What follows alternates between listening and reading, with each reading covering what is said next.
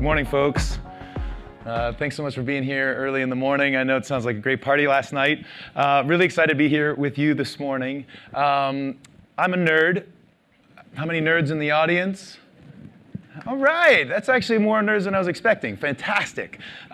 So, as you can see, I've been a nerd for a really long time. And it was sort of bound to happen because I grew up in Silicon Valley, right? That's like ground zero for nerds. Nerds get a little bit of a bad rap. And, for me, nerds is about passion, right? Curiosity, always looking for new and better things, better tools. And that is a really special way to approach the world. So I'd like to give you a little example of about a nerd. And if you think back to the dawn of the computer age, there's a guy, and he's studying computers. There's only a couple of them around the world. And he's, during the day, studying engineering. He's working on these computers. And at night, he's working at a carnival. And he's working the carnival midway, throwing the milk bottle toss, doing the clown, shooting the water. He's just obsessed with games in general. And he leaves university and he feels, gosh, there's some way to combine these two things, engineering, computers, and carnivals, right? How can we do that in an interesting way? And so nights and weekends, he's working with a friend of his, and they're working on combining computers and carnivals. And it turns out that guy is my dad, Brent Bushnell. And he is the founder of Atari. He built this big Pong game so that they could take carnivals all the way around the world, right, into bars and restaurants and all over the place. And he would joke that he was innovating not just in video games, but in fashion with his polka dot shirt. But not only did those start out in public and getting people to play together in interesting ways, the game of Pong, on average, women were better than men. And so it was an incredible dating tool inside of bars. And a lot of people still come up to him this day saying, I met my wife playing Pong. And they ended up going mass market and around into homes. And the Atari corporation had a labs group. And the labs group was working on all sorts of interesting things. Steve Jobs and Steve Wozniak worked there. They built the first Apple with Atari parts. Dad was offered the opportunity to invest for a third of Apple Computer for 50 grand. He turned that down, which he still sort of regrets. But the thing that was interesting is at the time that they sold to Warner, they were working on an internet. The labs group was working on an internet. They were also working on a restaurant. And if you remember, arcades were seedy places, right? They were sort of dark, and high school kids were there, and their rock and roll lifestyle, right? It was just not a wonderful family-friendly place. So they wanted a go-to-market strategy for the games that was good for families, and so they were working on this restaurant. And Warner was like, well, we understand these games and selling plastic. We don't really understand the restaurant. So Dad took that, bought that from them, and it became Chuck E. Cheese. And so he, so clearly I had a terrible upbringing, right? Yeah, but he was very militant with us. He was like, you guys are going to do this on your own. I'm going to give you no money, but I'm going to really, I'll take you to meetings. I'll twist your toes in the morning to get you out of bed so that you're going to, weed the garden and whatnot. And so all my 7 siblings and I, we all left the nest really wanting to go out and do our own thing, try all sorts of whatever stuff we could do. So I went and studied engineering also, computer science and electrical engineering, and then went around looking at all sorts of different things, trying to figure out what was going to be my place in the world.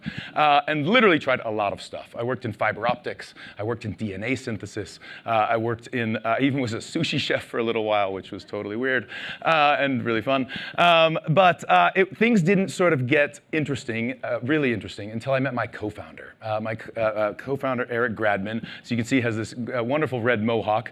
He's also an engineer. And we were both, it was 2008, and the world is struggling, financial crisis, whatnot.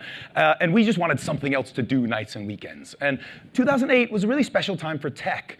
The sensors in your iPhone, that kind of stuff, had dropped in price dramatically. The infrared depth sensing cameras were $10,000, and Microsoft had just made them $100 as the Kinect.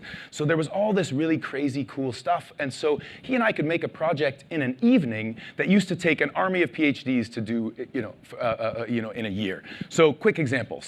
Our first thing was this interactive whiteboard. We pointed a camera and a projector at a whiteboard, standard whiteboard. You draw with black ink on the whiteboard. The camera would pick up what you'd drawn. The projector would project a physics simulation on it. Fun, interesting, simple. We took it to a party. And people liked it. They had a great time playing with it. And at the time in downtown LA, there was this sort of TED conference meets a cocktail party that happened every single month. So we challenged ourselves to make something new every single month, some new way to sort of screw with the audience at this public event.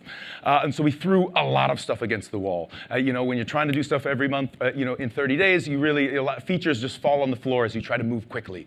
So we reimagined our own arcade game. We settled on the number 6, and this was not accidental. Most people come to events in 2s and 4s. 6 sort of guarantees you're meeting somebody new. And where it might be awkward to say, hey, can I buy you a drink, or what do you do for work? Really easy to be like, oh my gosh, I'm gonna kill you next time, right? So, and the thing that I loved was this was such simple graphics. It didn't need to be complex. The simplicity was actually wonderful. You could walk up to this and understand how to play it right away. We filled a room with fog and laser beams. My favorite part about this, everybody knows what to do in a room of laser beams. That is just like textbook. And the thing that I just loved so much about this is Eric met his wife in this thing, right? His wife came to this event. They were playing this. They actually just had their first kid 9 months ago. So I still consider this our most effective game. But really a lot of fun. You know, you'd get through the laser beams, you'd get a piece of art, and then have to get all the way back. Really interesting. Not all of it was awesome. We thought, hey, Rock Band is great, Space Battle is great, let's do Rock Band for Space Battle. And you know, you had the pilot, the gunner, and a navigator on one ship, a pilot, a gunner, and a navigator on the other ship, and you had to do battle with each other. And we were so excited. 30 days, we built the whole thing, multiple computers, tons of displays, controllers, network communication. Oh my God. Nobody could play it. It was so complicated. And you know, and we didn't know that until we got there and set it all up, and everybody was like, huh? Yeah, and you know, and contrast that with a wall of buttons, which people were like, "Oh my God, amazing! A wall of buttons!" And so, you know, we just realized we just got to really throw a lot of stuff against the wall in order to figure out what people like. Literally, we're on like version 9 of this thing, so it's now a multiplayer game, Whack-A-Mole meets Twister.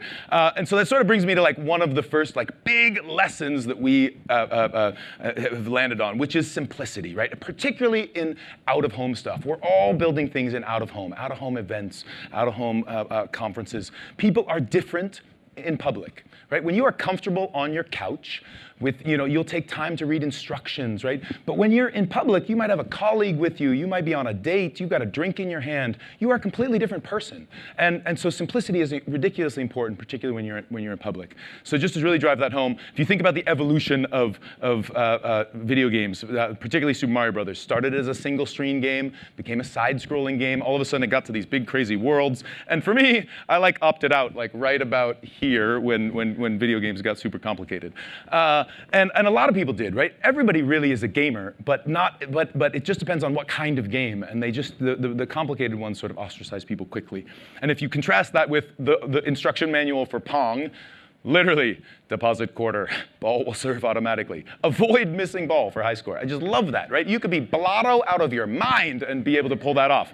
And you know, let's contrast that with the manual for Mortal Kombat, which I just got bored pasting into this presentation. Like, it just keeps going. So, you know, obviously simplicity is special. Okay, so it's about 2009. We've been building a lot of stuff. We've been taking it to events. We've been collecting other friends, other nerds, other people with interesting projects who like to build stuff for public. And this Rock Band calls. And we're like, wow, a Rock Band is calling us. They want us to make a music video. Of course we're going to help them with a music video. And so they're like, okay, we want to be able to dance with a machine. And we said, dance with a machine? What if we helped you make a machine, but it abused you a little bit? Was that okay? And they were like, yeah, sure, that sounds great. So that Rock Band was OK Go. How many people have heard of OK Go? Yeah? OK, great. They danced on the treadmills. They do all sorts of incredible videos. But we did this one that was a big Rube Goldberg machine. It started like this. It ended like this. And over the course of 20,000 square feet, we built a big Rube Goldberg machine, a little bit like Mousetrap, smashing televisions, dropping pianos. It was absolutely bonkers. And the thing that was wild is it went crazy viral. Early in sort of viral videos, got 55 million views. Now, this was really fascinating because this so could have been computer animated. But the fact that it wasn't, the fact that it was real, was the thing that was so exciting and the thing that got people talking and sharing with each other. And so this was something we sort of filed away. We're like, okay, this is interesting. We're going to run with this. And as a result, we got a lot of brands calling us saying, hey, we want a viral video too. And we're like, oh, great, we'll just throw the viral switch, no problem. But did it do a lot of physical things, right? A lot of ad groups at that time had copywriters and web developers and nobody that could weld. And so we could weld. And so we helped Chevy launch a car by literally bungee jumping it off a tower of shipping containers. And it dipped its nose into this little kiddie pool. We took 25 black and white cars out to the desert, hooked them all up to one die-hard battery, a MIDI keyboard, and then when you hit a key on the keyboard, the corresponding car, its horns would blow and its lights would turn on. And we had Gary Newman play the song Cars on the cars. So that was ridiculous. They were all rental cars too, which was like, I still feel bad about. But started doing a lot more of this kind of big physical stunts and particularly stuff in public for real. Got playing with virtual reality early, strapped our camera to a race car so you could feel what it was like to be inside of the race car. For the Super Bowl, did it so you could feel what it was like to run the touchdown pass, put 30,000 people through that 7 at a time, and even ended up as the on-camera inventors for Extreme Makeover Home Edition, building inventions for each one of the families and showcasing that on television, showcasing the process of invention. How do you create new things? So as an example, there was a dad who'd, in a tragic accident, was a baseball player, became a quadriplegic, and we built a wheelchair controllable pitching machine so he could pitch to his kids again. Or a family that loved interior design. We made an all-white room, white everything, white couches, white armoires, covered them all in projector lights so that they could control the look of the place. And so finally, right about here, this is like 2012, we're like, okay, this could be a real company. There's an appetite for live. There's an appetite for real. There's an appetite for innovation and experiential. And so we started a circus. We call it 2-Bit Circus. Interestingly enough, Eric and I are both clowns. So how two engineers, clowns, found each other, I'll never really know. But there is something in clowning, when you go to clown school, which does exist if you're curious, they teach you to have a soft mind. And at first I was like, soft mind? What do you even mean by that? And a soft mind is a really special approach to the world. And the idea is that you don't know this thing, right? How can you approach the world like you've never seen it before and look at it like you've got child eyes? And it's a very special way to learn and a way to explore the world, because when you have a soft mind, you're open to new, you're open to things. And in fact, newness is all around you and in places that you would least expect. So we were very inspired by the movie The Game. And if you remember this movie, Michael Douglas is surrounded by this crazy adventure. Now, rather than being a passive observer of some entertainment, he is in the game, and it's all over San Francisco, and we wanted that kind of interactive entertainment experience that was all around you, and you had to use all your faculties in order to do it. And if you imagine the trend in entertainment, it's been about increasing your immersion in that space. So a book and a movie, you're a passive observer, right? You do the imagining in the book, but some of the imagining's been done for you in the movie. At the video game threshold, you now have some control on that, right? With a video game, you're controlling it with your thumbs. A Wii and a Kinect, you get to kind of dance around in front of it. VR, we're going to great lengths to recreate the world and have the headset and all the haptic environment and all the other kind of stuff. But you know what's more immersive than VR? Like, incredibly more immersive? Real life, the best. High resolution, the highest resolution, right? Incredible haptics that are freaking awesome, the haptics that can freaking kill you, but really special. And this is one place that we all get to play, right? When we have people in person, in public, right? We could all be watching this from home, but it's much better to be live. You have all of the sensorium, all your senses are involved, and the more senses you involve, the better the memory, the more permanent the memory. There's all sorts of research around that. And in fact, if you include emotion, all the better. The memory is made all that much more permanent. Happiness, sadness, total elation, all of those things make that memory more permanent. So just to really drive that home, think about a picture of a glass of water versus drinking a glass of water, right? I could tell you all about it for ages, but the actual feeling of drinking that thing is so much more tactile, so much more real, touches so many more of your senses. And it turns out that that's where the appetites are going, right? That modern humans, particularly millennials, but increasingly everyone, want novel life experience. They want immersive entertainment. They care less about buying stuff and more about doing things. And I challenge all of you. I'll bet your want list is places to go and things to do and not so much stuff to buy. Because frankly, you can just buy the thing right now and Amazon will have it to you before you ordered it. I mean, it's crazy. So, and there's no shortage of data about that, right? Forbes, millennials buy experiences. JWT, incredible ad agency, releases a deck about the trends that they think are important. And as far back as 2014, they were saying, hey, brand experiences are going to become more immersive, more experiential. And even Mark Cuban famously invested in a freaking haunted house on Shark Tank because he saw the possibility of that as a huge business. So this really applies to all of us. And I love this picture. This is the bored millennials they're at a state fair, right? They're at a state fair, and look at that. He's like practically asleep. And so it's we're looking for things that are new and novel. They've been to this thing before, right? They know what to expect. They want something new and different. We want novelty in our entertainment. It's not enough to just be experiential. Where's the new? Where's the different? Where's the vibrant? So, and how do we cultivate a reaction like this, right? That's the reaction that we want. And so I've got a couple of approaches that we use at 2-Bit Circus in order to be able to cultivate new and different in our own creativity. And it starts with understanding your audience, pretty fundamental, right? You want to start somewhere common that everybody knows. Shatter their expectations, right? Once you've got them, now you can start to take a big left turn and bring that wow. So that you can finally deliver the message, right? Like we're all doing this for some reason. We have some reason that we're getting everybody together. We have some goal in mind, but nobody's gonna listen to that thing until you've got their attention. And if they are bored and asleep at the wheel and you've got them doing the same thing that they've always done, they're not gonna listen. And so it's so much more powerful and more impactful when you have got their attention just on the edge of their seat to be able to deliver the thing that you care about. So let's just dive into each one of these things really quickly.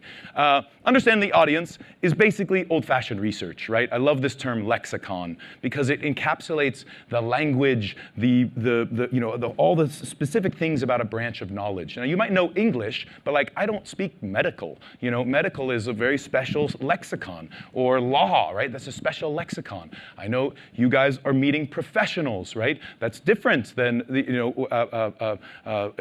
other things. So doing that research in order to be able to understand exactly who the people are that you're talking to, where are their biases? Where are their expectations? And just to sort of drive home how those biases can show up, think about going to the theater. You have a whole bunch of built-in expectations about what it means to be at a theater experience. You're going to buy a ticket. You're going to show up. They're going to give you a program. You're going to be seated. The lights are going to go down. Maybe there's going to be an intermission. The lights will go up. People are going to come out on stage. Maybe they'll bow. Maybe they'll go off. Maybe they'll come back. But like you have a real set of baked-in biases of what the theater experience looks like. Now let's contrast that with Sleep No More, which is maybe arguably one of the more popular immersive theater experiences and it takes place in New York.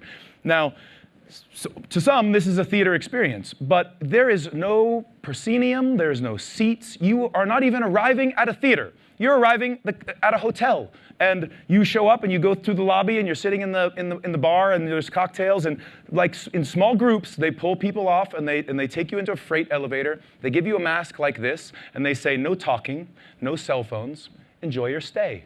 And you're dropped off on a random floor in a 100,000 square foot warehouse, left to your own devices to just wander around. And it's a beautifully themed environment, all these different rooms with different things happening. And every now and again, you see a person without a mask running with some, in some direction, and you can follow them or not. But if you choose to follow them, there might be some theater experience that happens. Now, this is the story of Macbeth. but you are seeing this story in a completely new way. You are so engaged. You're so immersed in what's happening. You're part of the show, right? You have to make a decision to follow that person or not. And all of that helps to reveal Macbeth in new ways that you never would have expected. It's incredible. There's an entire branch of immersive theater now all over the world and doing all variety of different kinds of things. One of my favorites was this one called Fellowship, a play for volunteers. And you buy a ticket to this, and you literally are showing up at a food bank. And when I got there, I was talking to the people at the front. I was like, hey, who wrote this? And she was like, who wrote what? What do you mean? And I was like, never mind. Okay, so we go in, and all of us are volunteering. We're literally making sack lunches for the homeless. And over the course of sitting there making our actual lunches, there's sort of some performances, but the people are singing and talking all about homelessness. And they're teaching us about this problem, and we're physically making the sandwiches and decorating the sack lunches. And over the course of this hour-and-a-half experience, this incredible theater production happens, and only at the very end, when they come out and bow, do they admit that this was actually a theater experience. But was it? I mean, we were actually volunteering, actually making sandwiches. Those sandwiches ended up actually in the hands of homeless people the next day, and they had created an entire audience of evangelists for their cause. I told everybody about this. I'm telling you guys right now, right? So this is such a powerful thing. Was this theater? Was this volunteerism? I don't know. But they had absolutely captured all of us. Okay. We at Two-Bit Circus had done hundreds of events for other people, and so we said, hey, let's do our own event. But we don't just want to throw a party for party's sake. We're a bunch of nerds. We think being a nerd is really fun and awesome, but a lot of the world doesn't like nerds or doesn't think nerds is cool. Kids look up to DJs and basketball players. But we were like, hey, we get to play with lasers and fire and robots all day. Like, that's really fun. Like, if kids saw that, they might think that was great. So we said, okay, let's throw a carnival. And kids can, what kid doesn't love a carnival? That sounds awesome. And so we knew the term STEM, science, technology, engineering, and math, but we'd heard a few people talking about STEAM, STEM plus art. And the art and the creativity is the sizzle, right? That's the exciting stuff. And so our message was, hey, here's a ton of high-tech games, lots of fun, interactive entertainment. That's fun, huh? Great. We built all this stuff, and it's not that hard. You can too. And so the entire second half of the event was a bunch of hands-on projects to inspire kids about science and engineering. And it worked. We had 5,000 people a day, 1/4 billion media impressions. I can't emphasize enough. And still to this day, requests from all over the world, teachers, parents, everybody saying, hey, we see how well this worked. So just a couple of fun examples of the kinds of things we brought there. Remember the old dunk tank? Where you throw a ball and you fall in water? We were like, yeah, water's cool. Fire is awesome. So ours is the dunk tank flambe. You throw a ball, you hit that target. There's a person in there, but they don't die because they're wearing that fire suit. And you can see here, the slow happening. I'm going to just show a super fast video so you can see what I'm talking about. So this is my co-founder going in there. We actually wrapped a GoPro in fire retardant cloth. And got the kids out there, they're throwing the ball. This first kid, not such a good arm. This next girl is ruthless. I just love this. Literally, those GoPros completely melted. But we were able to get the data off. I just think that's so funny. So, and we were, I think maybe my favorite story of that. So we were sponsored by IBM and Intel and Autodesk and Disney and a fire suit company. And so they were like, wow, these are normally just for kilns. Like, this is so cool, totally great. So we'd done the one in LA. Wow, okay, great. We're getting ready to go to San Francisco. And I call up the CEO of the fire suit company. I was like, hey, dude, we're getting ready to go to San Francisco. Oh my God, I'm so excited. We're bringing the dunk tank. Hey, do you have those suits in kid sizes? He was like, what? No, I don't have them in kid sizes. Oh, what are you talking about? And I realized, I was like, yeah, that's probably a bad idea. But I could just see the calculus in his head, like, oh, I've made a huge mistake. What was I doing with these guys? So at any rate, at any rate, it worked, and we continue to run these all over the place. But I know, I like to play with fire. I know that's maybe not the most accessible thing. I want to share with you a bunch of events that I think do a really interesting job of exploring new styles of conferencing, new styles styles of events. The first is one of my favorites, is the future of storytelling. Now, this is a conference put on by a guy who was a book publisher. He saw that that world was changing. And, I mean, he's one of the coolest book publishers, right? When J.J. Abrams wanted to make a book, made it with him. When Hamilton wanted to make a book, they made it with him. So really, like, incredible book publisher. But really saw that there was this sort of new format of storytelling that was immersive theater and escape rooms and virtual reality, augmented reality. There was sort of this new, putting you as the active participant in that narrative. And so when you visit his conference, it is completely down the rabbit hole, right? You show up at the first instruction, show up at a dock on the west side of Manhattan at 8 a.m. That's about it, all you get. So you're like, wow, okay, great. So you show up at this dock, you get onto a ferry, and they take you down to an island. And you're on this island in the middle of a military base. The conceit is that you are joining almost like a Hogwarts. It's a university, and you're all students. And you're in this old military theater, and there's all these crazy performances. And then there's stuff strewn around this whole old military complex. There's so much content, you can't even do it all. You don't even know where it all is. Some people are getting pulled away one-on-one over to a place over here. There's all sorts of weird stuff, workshops, hands-on workshops, all kinds of different things. Really incredible and hard to even get your head around the whole thing. There's something called Summit Series, which is just like hipster millennial crack. And Summit Series is a set of events. They do one of them literally on the top of a mountain in Eden, Utah.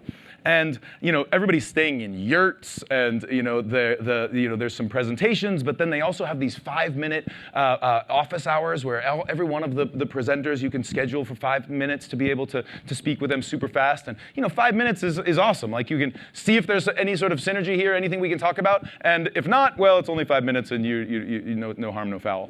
One of my favorite parts was it's about lunchtime, and they're marching us all through this field, and we're like, gosh, where are we going? What is going on? We round a corner to a table 1,000 seats long. And there was a picnic, and we're having this whole, this was like, this is not just a meal, right? This was an entire adventure. And, I just got married this year, and it turns out my wife and I were both at this event at the same time. So she ribs me. She's like, we had lunch together, and you didn't even say hi. So I thought that was pretty funny.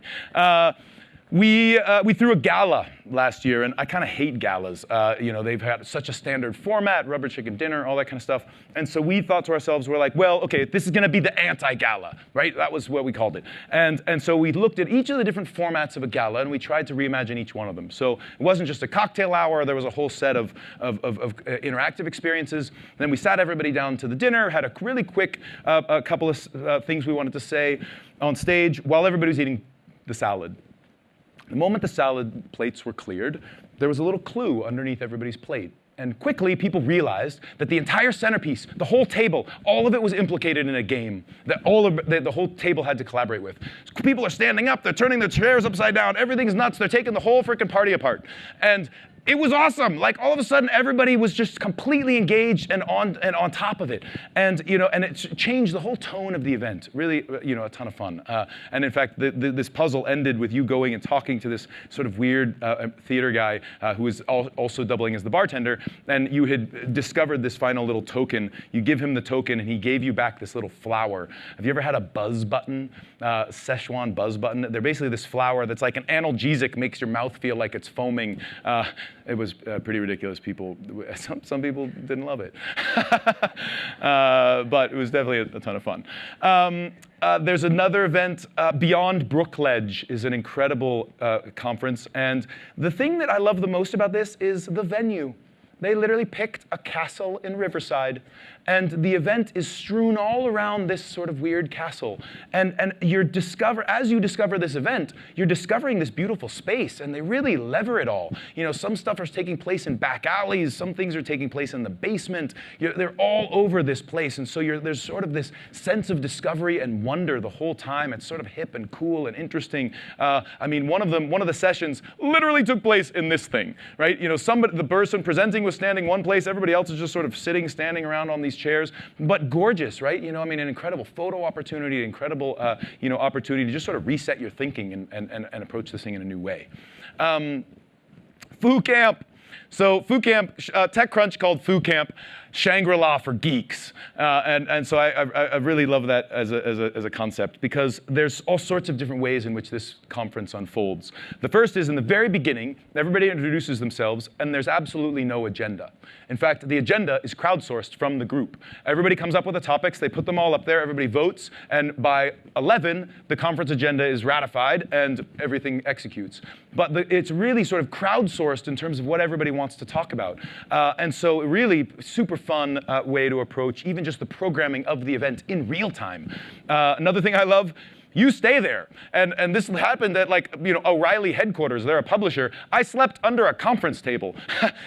And this tiny little shift was really powerful, because all of a sudden, that time after dinner and before you go to bed, it was like camp. Everybody was just hanging out, playing games, and so and it's really sort of unlocked a whole bunch of interesting interactions you sort of wouldn't have had otherwise. Last one, FounderCon. So FounderCon is for a bunch of startup founders, and I was keynoting this event there a couple years ago, and they really wanted to get the audience interacting and whatnot. And so I was thinking, okay, remember the Newlywed Game? I thought, okay, well, there's lots of co-founders. Let's play the Newlywed Game, but with co-founders. And so I brought up pairs of co-founders and then separated them, and then would ask them questions about each other. And it was just a riot, being able to take this thing that people knew, but then sort of really tweak and reveal all those things that were problematic about having a co-founder, or can be problematic. Okay, so at 2-Bit, we have a bunch of different ways in which we try to stay creative. And really, creativity is a practice. It's like a muscle. And so I would love to share with you, a lot of the approaches we take. And we'll start with this concept called Shoshin, which is from Zen Buddhism. And this is about having a beginner's mind. Now, this is almost identical to clowning, right? This is identical to that soft mind. This is approach things like you've never seen them before. Approach everything with that newness, that new, fresh perspective. Really powerful, very powerful way to approach the world.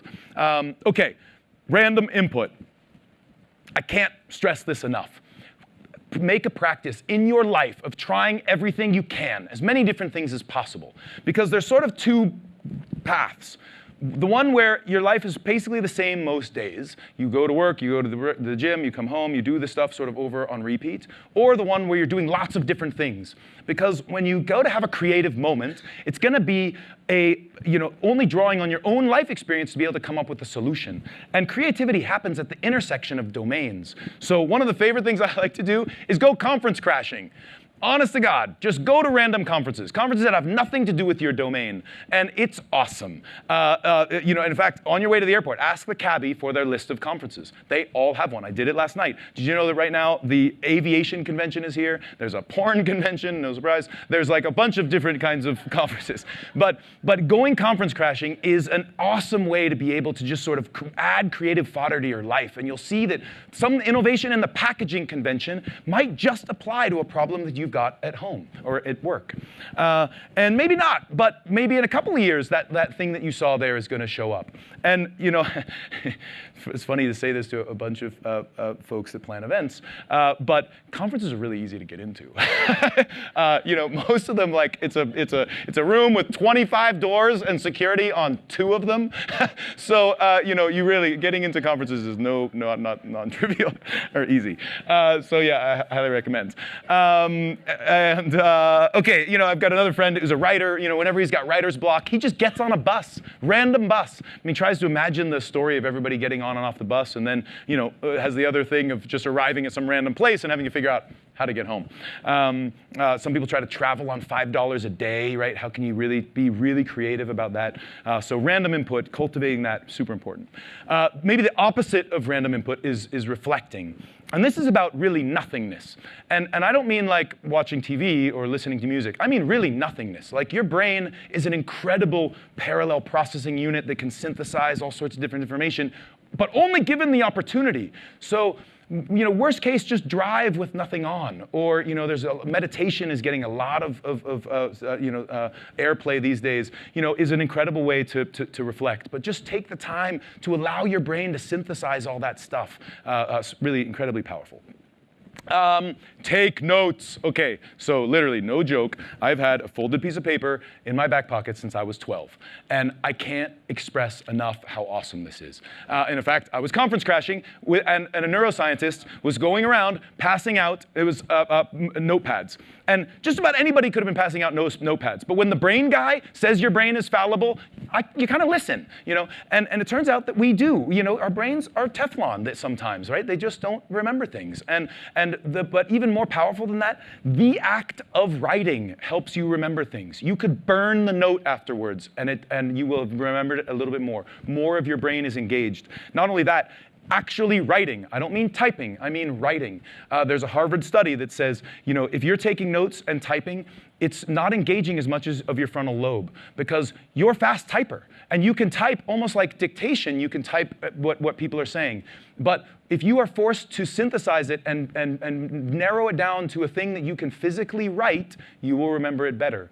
Not only that, if you hear something you don't understand, write it down, look it up later. Maybe you don't look it up later, but if you do, all of a sudden that sort of adds more sort of fodder to your brain. So really, highly recommend that. Access to tools. This one is awesome. So never in all of history have tools been as incredible. You know, I mean, whether we're talking about CNC mills and woodworking and metalworking, 3D printers, laser cutters, all the different kinds of software tools. I mean, literally, you used to have a PhD in mechanical engineering in order to do CAD. You can do it on your iPad in pictures now. I mean, it's incredible the amount of things that you can do that used to be just totally the domain of people who'd spent years learning it. You can literally learn it in an afternoon. And what you'll find is when you've got access to a broad palette of tools, you go to solve a problem, and those tools show up. And sometimes it's, hey, what thing can I do with this cool new tool? And other times it's, hey, I got this problem, and here's all these different tools that I can use, and it helps you to sort of facilitate the solution. The other one, sort of corollary to that, is a stimulating environment. And this can be both physical as well as, you know, sort of procedural. At 2-Bit, we do a lot of special events. We have a hacker night, top secret hacker night. It's a little bit like Fight Club. If it's your first time, you have to present. And so we basically invite a bunch of nerds to come down and share their projects. And so for our team, super powerful, right? They're getting exposed to all sorts of other interesting ideas.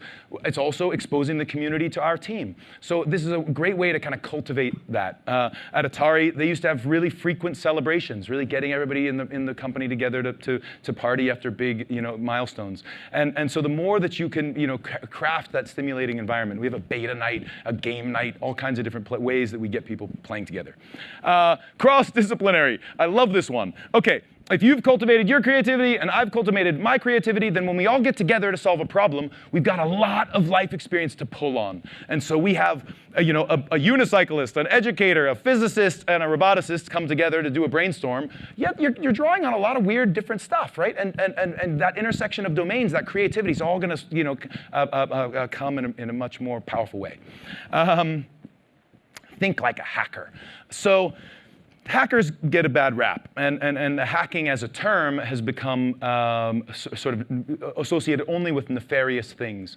But hacking used to be a really wonderful term, and in fact, the early computer experts were all hackers. And hacking is just about understanding a system and understanding its rules so that you can go outside them and change them and do something different. And that's a really powerful thing, right? Because right now, you know, events have a very specific thing, you know, format that they can take. But this is not like tennis, right? Tennis has very fixed rules. Our stuff is completely blown open. We can redefine the rules whenever we want. And so this background photo, we, in the early days of our company, had a client that wasn't paying us. And they're a huge billion-dollar company. And we were like, gosh, why are, you know, we're pretty sure this is not like malicious. They just, maybe there's something wrong. We're small, whatever. And so we were like, well, okay, we got to get a hold of the CEO. Like, how are we going to get a hold of the CEO? He's definitely not going to read our email, right? Whatever. So we wrote a very nice, respectable letter, and we etched it on a slab of marble.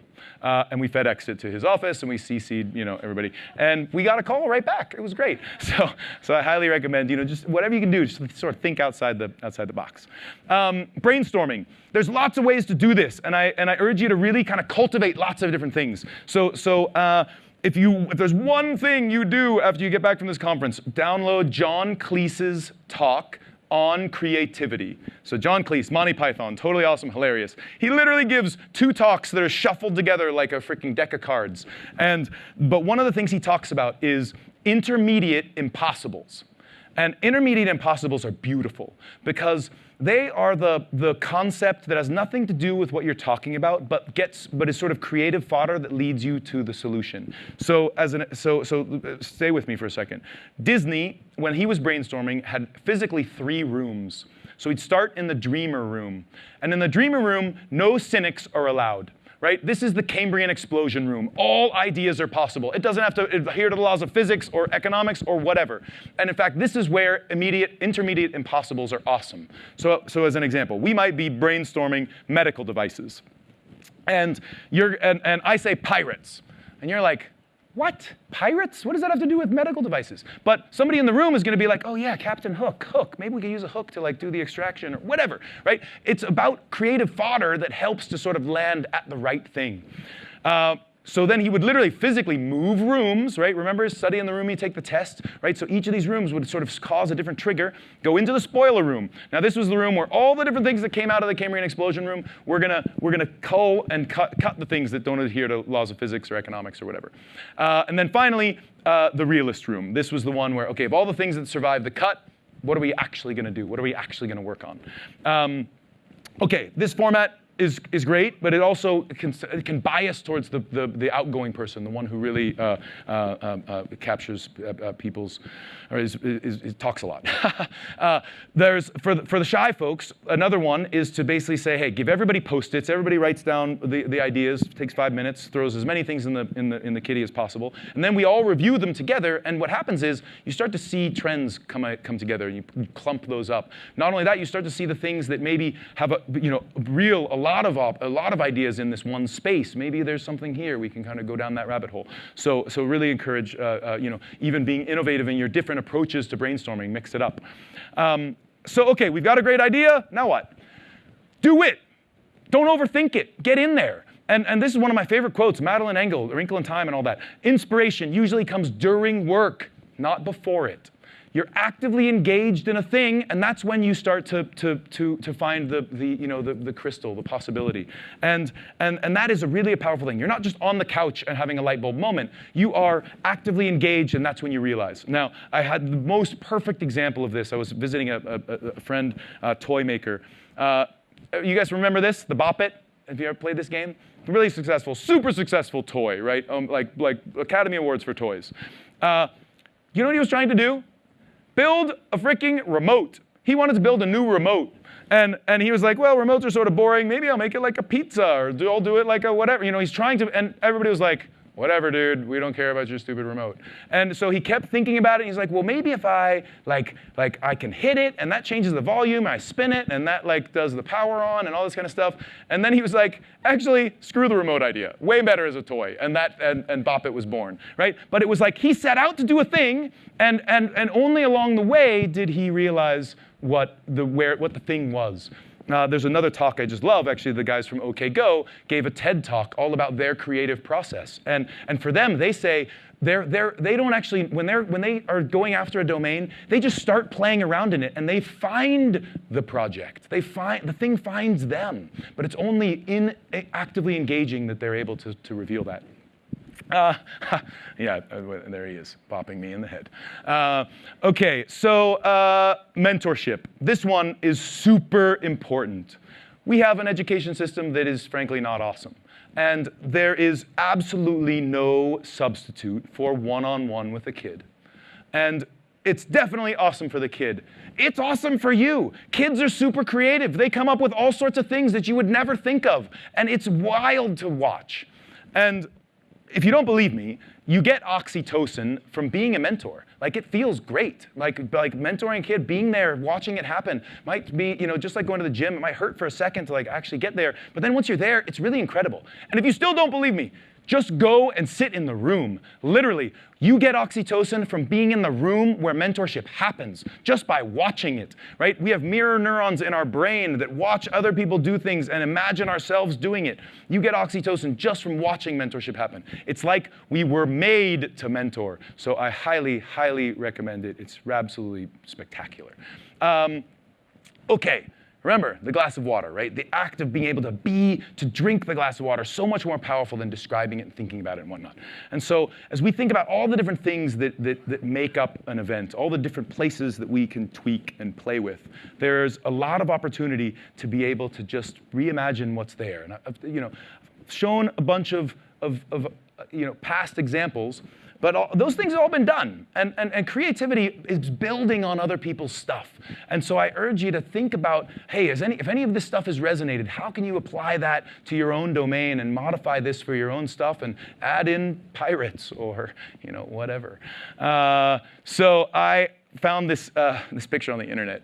I have no idea what this kid is doing, but I just love it, right? He's got to be onto something. I mean, or maybe not, but he totally, is really doing something cool. And so I would urge you to think of yourself as this kid, approaching the world, looking at it through new eyes, through child's eyes, and go out and have some fun. I can't wait to go to your event.